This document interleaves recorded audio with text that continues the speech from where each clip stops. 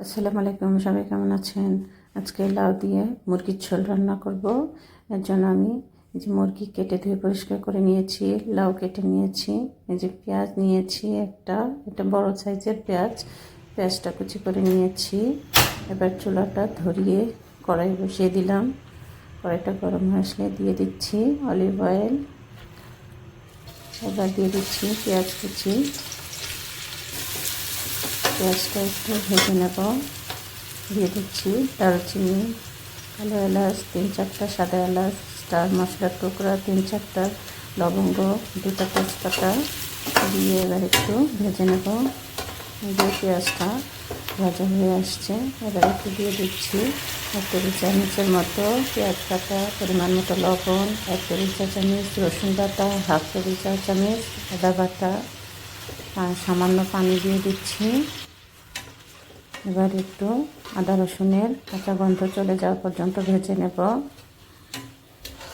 যে দেখেন ভাজা হয়ে গিয়েছে, আদা রসুনের কাঁচা গন্ধ চলে গিয়েছে। এবার দিয়ে দিচ্ছি 1/2 চা চামচ হলুদের গুঁড়া, 1 চা চামচ লাল মরিচের গুঁড়া, 1/2 চা চামচ ধনিয়ার গুঁড়া, 1/2 চা চামচ জিরা গুঁড়া, সামান্য গোলমরিচের গুঁড়া। এবার সামান্য পানি দিয়ে মশলাটাকে 2-1 মিনিট কষিয়ে নেব।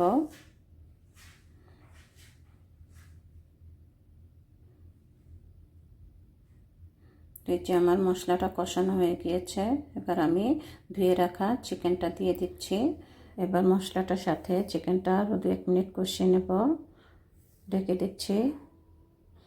কিছুক্ষণ পর ঢাকনাটা তুলে একটু নেড়ে দেব, না হলে নিচে লেগে যাবে।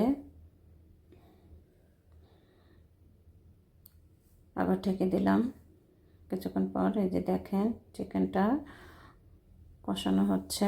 তো এই পর্যায়ে আমি ধুয়ে রাখা লাউটা দিয়ে দিচ্ছি। এবার লাউ চিকেনটা সহ আরও 2-1 মিনিট কষিয়ে নেব। ঢাকনা তুলে দেখেন লাউ থেকে পানি বের হয়ে আসছে। তো আমি এটাকে আরও একটু কষিয়ে নেব। ঢেকে দিলাম। কিছুক্ষণ পর ঢাকনা তুলে লাউটা কষানো হচ্ছে, প্রায় অনেকটা কমে এসেছে ঝোল। তো এই পর্যায়ে আমি একটা টমেটো ফালি দিয়ে দিচ্ছি, 2-3টা কাঁচামরিচ ফালি দিয়ে দিলাম। ঢেকে দিলাম। কিছুক্ষণ পর ঢাকনা তুলেই দেখেন লাউ চিকেন কষানো হয়ে গিয়েছে আমার।